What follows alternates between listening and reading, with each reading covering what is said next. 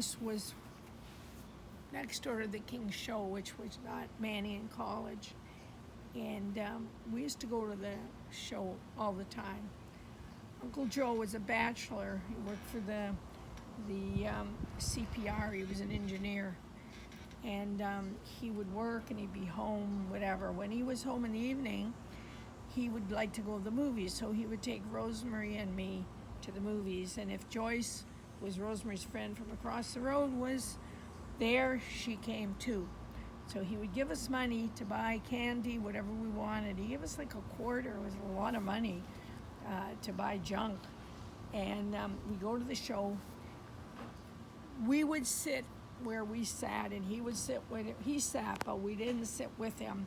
But we had to keep an eye on him when the movie, when we used to go into the middle of the movie, so you see the end, and then eventually you'd see the beginning of it again. It was always a double header. Well, when we'd seen the beginning of the first movie, and we were back to the part where we'd come in, we had to keep an eye on him, because as soon as he stood up, it was time to leave. We didn't fool around.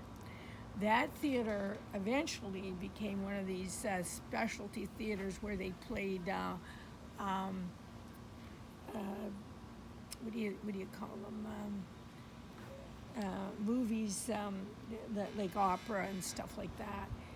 And we could hear it with our window open. They didn't have any air conditioning, so they'd have the doors open at the bottom, the exit doors in case of fire, and we could hear the music like we were in the theater.